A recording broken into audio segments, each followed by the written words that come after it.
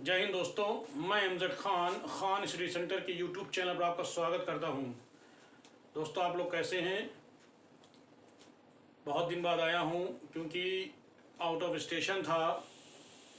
आप लोग का कोर्स कंप्लीट कराने के बाद मैं यहां से चला गया था और अभी 2 दिन पहले आया हूं, तो इसलिए मैं आप लोग को कला से संबंधित कोई जानकारी नहीं दे पाया क्योंकि सारा सेटअप यहीं पे था। तो जो पेपर हुआ है उस पेपर यानी टीजीटी पीजीटी कला का जो पेपर हुआ है उस पेपर के आधार पर जो कट ऑफ संभावित जाने की संभावना है वो अलग अलग यूट्यूब पे आप लोग पा रहे हैं, देख रहे हैं। लेकिन जो पेपर आया था, टीजीटी की बात कर रहा हूँ पहले, टीजीटी का पेपर जो 2021 में एग्ज़ाम हुआ है, जो इसका पेपर आया था वो थोड़ा से एक प्रकार से टेक्नली पेपर था। ये पेपर तो बहुत टफ नहीं था, इजी था, लेकिन जो पेपर का जो पूछने का जो तरीका था, जो क्वेश्चन पुट ऑफ किए गए थे वो थोड़ा से घुमावदार क्वेश्चन थे। बहुत सारे स्टूडेंट समझ नहीं पाए और वो अच्छा पेपर नहीं कर सके जितनी उनको उम्मीद थी। लेकिन जो पेपर देते देते जिनको एक्सपीरियंस हो चुका था उन लोगों ने पेपर अच्छा किया है। ख़ास तौर से जो लोग पुराने पेपर दे रहे हैं, जिनका सिलेक्शन नहीं हुआ था अभी तक की, उन्होंने पेपर में बेहतर किया है। रीज़न ये है कि वो पेपर को पकड़ लिए, क्वेश्चन को पकड़ लिए, क्वेश्चन क्या पूछ रहा, क्या कह रहा है। लेकिन जो नए लोग हैं बेचारे, वो लोग निराश हुए हैं। वो निराश मत हो, जल्दी एक वैकेंसी आने वाली है, उसके लिए भी आप लोग को लगना है, उसके लिए भी बेहतर तैयारी कराई जाएगी। तो जो कट ऑफ आई है, उस जो पेपर है उस कट ऑफ के कितनी कट ऑफ जा सकती है, कितनी संभावना हो सकती है।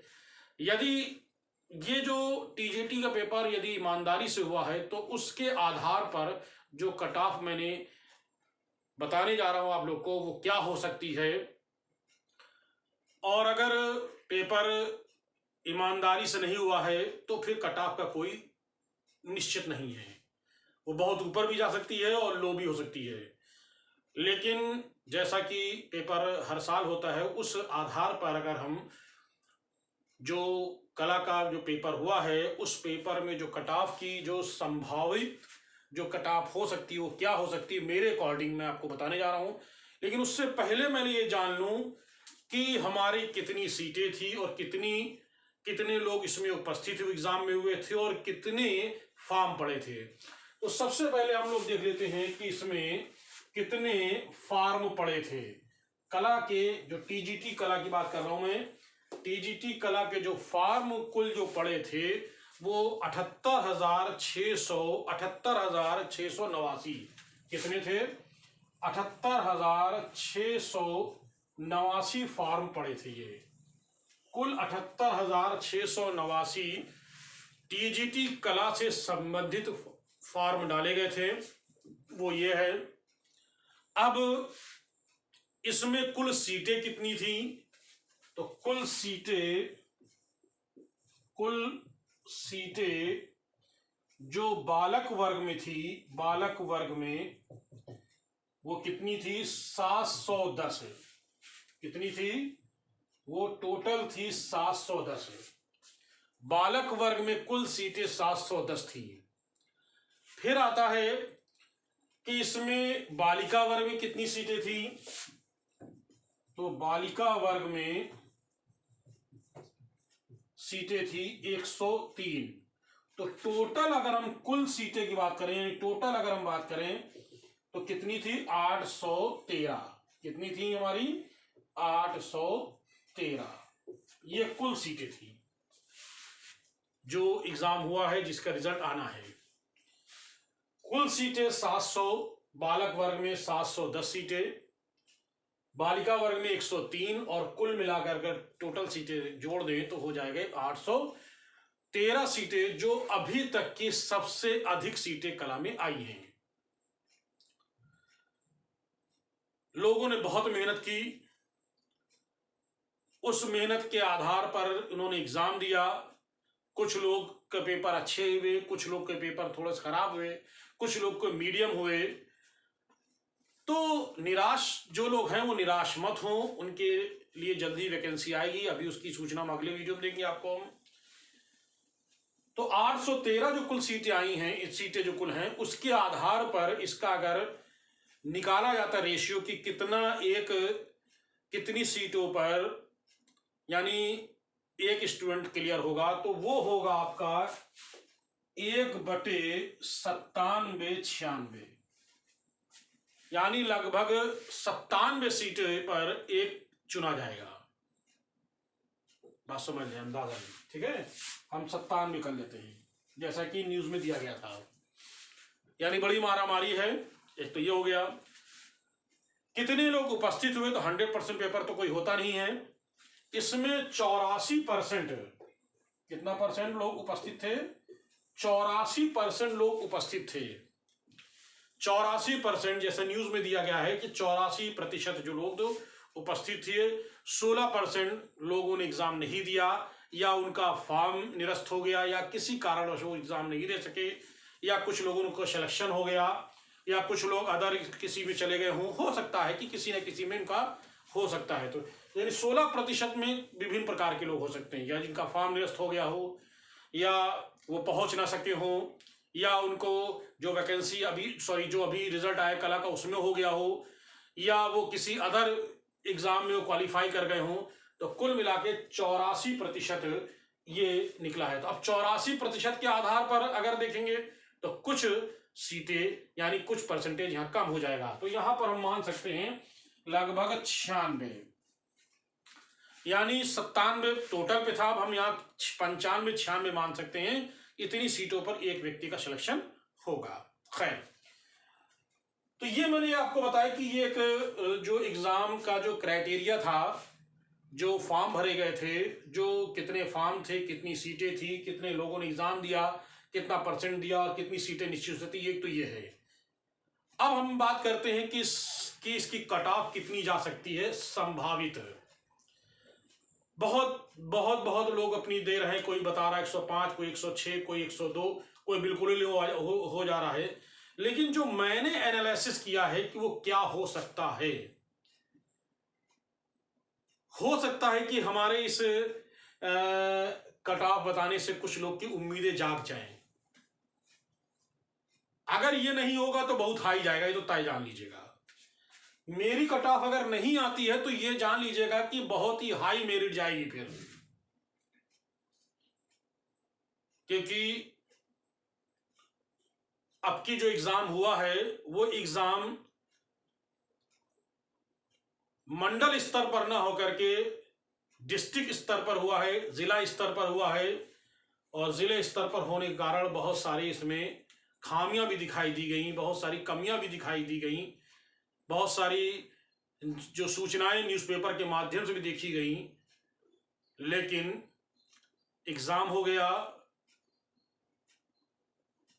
माध्यमिक शिक्षा परिषद ने अपनी आंसर की जारी कर दी।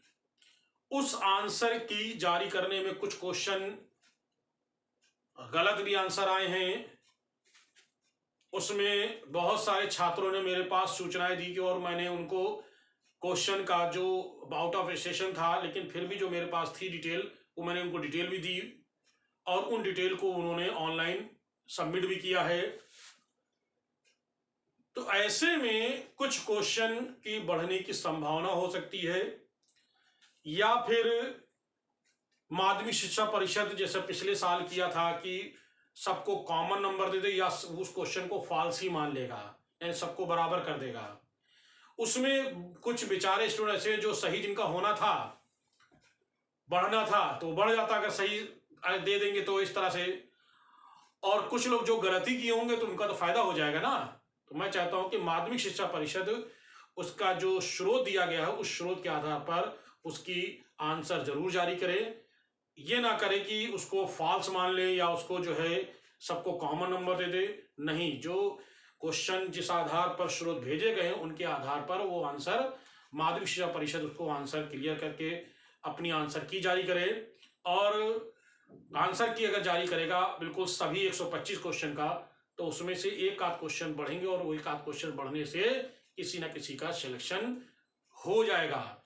हो सकता है कि फॉल्स कर देगा तो हो सकता है वो बाहर हो जाए। मैं चाहता हूँ कि माध्यमिक शिक्षा परिषद अगर ये मेरा वीडियो देख रहे हैं तो वो जो आंसर जो स्रोत भेजे गए उसके आधार पर आप आंसर जरूर दें। खैर, अब आइए हम लोग बात करते हैं कि टीजीटी में, टीजीटी पीजीटी कला की बात कर रहे हैं तो पहले हम टीजीटी की बात करते हैं कि कितनी जो है संभावित कट ऑफ जा सकती है, और मुझे उम्मीद है कि यही होना चाहिए। ठीक है, तो बालक और बालिका वर्ग की, तो सबसे पहले हम बालक वर्ग की बात करते हैं और फिर हम बालिका वर्ग की बात करते हैं। तो आइए देखते हैं, सबसे पहले हम बालक वर्ग की बात कर रहे हैं। तो बालक वर्ग में सबसे पहले एससी की बात कर रहे हैं कि बालक वर्ग में एससी की क्या जा सकती है। बालक वर्ग में एससी में मेरा जो अंदाजा है क्वेश्चन का वो ये है कि 88 से लेकर के 92 तक जो क्वेश्चन है, ये क्वेश्चन 92 तक की जो क्वेश्चन होंगे वो जाने की संभावना है। ये है एससी की 88 से लेकर के 92 तक जाने की संभावना है। ओबीसी की बात करते हैं, अगर हम ओबीसी की बात करते हैं तो इसकी 92 से लेकर के और 95 तक क्वेश्चन जाने की संभावना है। यानी जो 92 तक क्वेश्चन किया है और 92 प्लस में है तो वो ओबीसी में उसका सिलेक्शन होने की संभावना बन रही है मेरे अकॉर्डिंग। हम सिर्फ एक गेस लगा करके ही जो पेपर देखे गए हैं उस पेपर के आधार पर ही हम बता सकते हैं। कोई माध्यमिक शिक्षा परिषद जब वो फाइनल बनाएगा तो वो एक अंदाजा निकलेगा इतनी हो सकती है, लेकिन मेरे अकॉर्डिंग इतना जा सकता है। ये मैंने बताया किसको, ओबीसी की, जिसका 92 प्लस होगा उसका सिलेक्शन होने की संभावना 99% हो सकती है। बात करते हैं ईडब्ल्यूएस की बात करते हैं। ईडब्ल्यूएस जनरल यानी इकोनॉमी वीकर सेक्शन, जो इकोनॉमिकल जो जनरल जो कमजोर है उसको अभी ये बीजेपी सरकार ने एक नया आरक्षण लागू किया है। इसके आधार पर अगर हम देखें तो कितनी संभावना हो सकती है, इसका मेरे अंदाजे से इसका हो सकता है 93 से लेकर के और 95 तक की, यानी 93 से लेकर 95, 93 प्लस जिसका रहेगा उसका ईडब्ल्यूएस में हो जाएगा जनरल में। बात करते हैं जर्नल की, बात करते हैं जो समान जर्नल है उसका कितना हो सकता है। उसका मेरा अंदाजा है कि वो 95 प्लस, यानी 95 प्लस जो होगा उसका जर्नल में हो जाएगा, क्योंकि इस बार इंटरव्यू होना नहीं है। और ये जान ले कि एग्जाम देने वाले जो सही तरह से एग्जाम देते हैं वो 20% ज्यादा नहीं होते हैं। 80% ऐसे होते जिनको 80% में कुछ ऐसे 60% तो ऐसे होते हैं जिनको नए नए फॉर्म भरते हैं, नई नई जानकारी, तो 20% उसमें और ऐसे होते हैं जो थोड़ी तैयारी होती है, बहुत अच्छा पेपर मतलब फिर भी 70 के ऊपर कर ले जाते हैं। लेकिन 20% में 10-15% ऐसे होते हैं जो 100 के आसपास रहते हैं और 5% ऐसे होते हैं जो 100 प्लस, यानी जिनकी 110 तक जाने की संभावना है। हमारे कुछ ऐसे स्टूडेंट्स हैं जो 110 भी क्वेश्चन किए हैं, कुछ हैं, सब नहीं कर सकते हैं। तो इस तरह से ये मेरे अकॉर्डिंग के आधार पर जो ये बालक वर्ग में जो कैटेगरी निकाली गई कितने क्वेश्चन की, कितना संभावित हो सकते हैं, तो मेरे अकॉर्डिंग ये हो सकता है।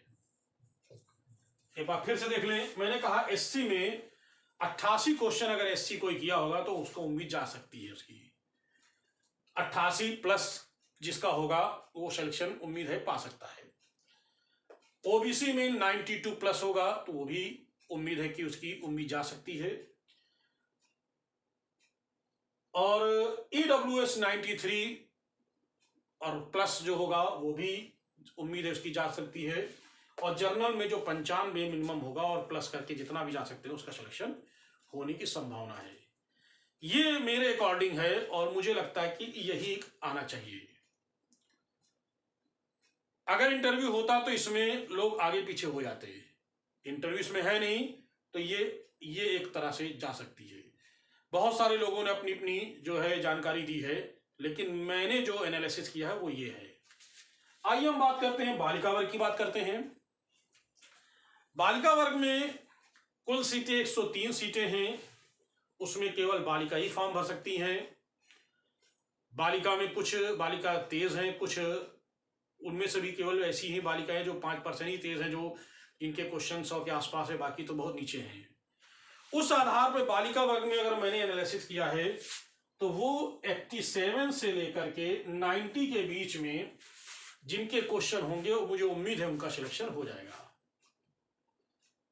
यानी अगर 87 है और 87 प्लस में बढ़ते हैं तो उनके क्वेश्चन होने के, यानी उनका इतने क्वेश्चन है तो उनका सिलेक्शन होने की संभावना हो सकती है।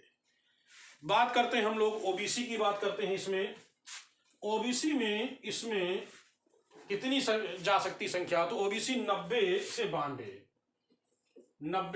92 के बीच में ये बालिका वर्ग में जा सकती है, जो मैंने एनालिसिस करके जो अपना क्राइटेरिया बनाया है उसके आधार पे 90 से 92। और बात करते हैं ईडब्ल्यूएस की, तो ये है आपका 92 से लेकर के 94। ये ईडब्ल्यूएस जनरल की जो मुझे जो संभावना दिख रही है, क्या दिख रही है, ये दिख रही है, ये इसका मैंने बताया है, ठीक है। और ये जर्नल की अगर हम बात करते हैं तो जर्नल में जो जाएगा वो 94 कितना आएगा, 94 प्लस। जिसका 94 प्लस क्वेश्चन होगा वो उम्मीद है कि उसका बालिका का इसमें हो जाएगा। तो दोस्तों मैंने आपको जो ये जानकारी दी है टीजीटी की दी है। किसकी दी है मैंने, ये टीजीटी बालिका वर्ग में और ये टीजीटी बालक वर्ग की ये जानकारी मैंने आपको दी है कि ये संभावित, मेरे अकॉर्डिंग जैसा कि मैंने पेपर को एनालिसिस किया उस आधार पर देखा, और लोगों को मैंने जो मेरे बहुत सारे स्टूडेंट जो एग्जाम दिए हैं या बहुत सारे जो और जो लोग मिलते हैं तो उनके आधार पर मेरी ये जाने की संभावना हो सकती है। लेकिन जो लोग पेपर अच्छा नहीं वो निराश मत हो, जल्द ही वैकेंसी फिर आने वाली है और हो सकता है कि उसमें आपको चांस मिल सकता है, और उम्मीद है कि जल्दी वैकेंसी आएगी। फिलहाल इसके बारे में अगला वीडियो देंगे। तो ये मैंने आपको बताया है टीजीटी का, देख ले अच्छे से, और उम्मीद करें कि ये जो कट ऑफ मैंने आपको बताई है टीजीटी 8 की, ये उम्मीद है कि ये आ सकता है। चलिए अब हम लोग बात करते हैं पीजीटी की। पीजीटी में बात करते हैं, पीजीटी में केवल हम बालक वर्ग में ही बताएंगे आपको हम।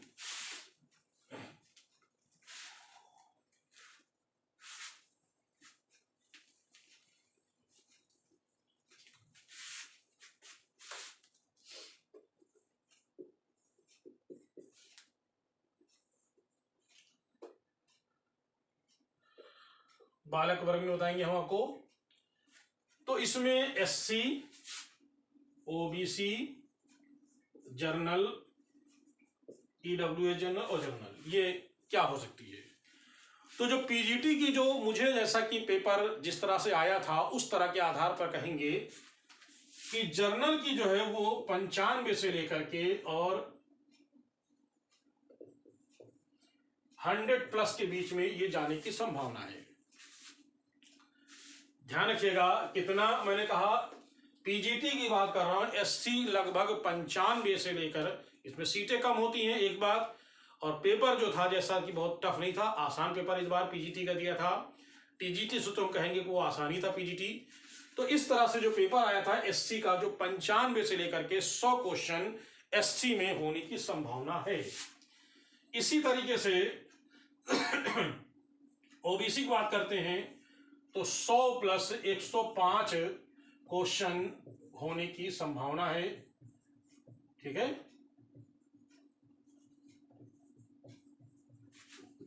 ईडब्ल्यूएस जनरल की बात करता हूं। ईडब्ल्यूएस जनरल में अगर देखा जाएगा तो 102 से लेकर के 104 के आसपास ये है किसकी, ईडब्ल्यूएस जनरल की क्वेश्चन। 102 जिसका होगा लगभग उसका हो जाएगा, ठीक है। और जर्नल की अगर हम बात करते हैं तो इसका मान चले 105 प्लस, यानी जिसका मिनिमम 105 क्वेश्चन है जर्नल में तो उसका सिलेक्शन हो सकता है। ये मैंने पीजीटी की आपको बताया है। जो पूरे पेपर की बात कर रहे हैं, बालक बालिका इसमें दोनों हो सकती हैं या एक हो सकती हैं। हम केवल बात करते हैं, टोटल की बात कर रहे हैं, ये यहाँ से हटा सकते हैं। तो ये पीजीटी का ये एक मेरा एक क्राइटेरिया है कि ये एक तरह से इसकी मेरिट ये जा सकती है। तो दोस्तों जो मैंने आपको जो सूचना दी है, ये सूचना ऐसी सूचना दी है कि मुझे उम्मीद है कि 100%, फिर भी 1% कम कर देते, 99% उम्मीद है कि यही कट ऑफ बनेगी। तो दोस्तों मेरा कल से एक नया बैच शुरू हो रहा है, रात 8 बजे से। TGT, PGT, net, JRF. अब की जो पेपर होगा टीजीटी का पहले पढ़ाएंगे, फिर पीजीटी का कुछ पोर्शन पढ़ाएंगे, फिर नेट जेआरएफ का पोर्शन पढ़ाएंगे। तो जैसे जैसे बढ़ती जाएगी वैसे वैसे उसमें जो है फीस की कैटेगरी भी बढ़ती जाएगी। और पेपर का जो पेपर आते हैं या आने की संभावना बनी रहती है, उसी अकॉर्डिंग हमेशा हम पढ़ाया है। और जो पेपर इस तरह इस बार आया था तो अच्छे क्वेश्चन भी लोग हमारे स्टूडेंट्स ने किए हैं। तो आप थंबनेल पर दिए गए नंबर पर मुझसे आप बात कर सकते हैं और ज्वाइन हो सकते हैं। और उम्मीद है कि जल्द ही वैकेंसी आने वाली है, उसके लिए अगला वीडियो हम आपको जल्दी डालेंगे। और जो पुराने स्टूडेंट्स हैं उनके फीस में, चाहे ऑफलाइन के हो चाहे ऑनलाइन के हों, उनकी फीस में 50% का डिस्काउंट है।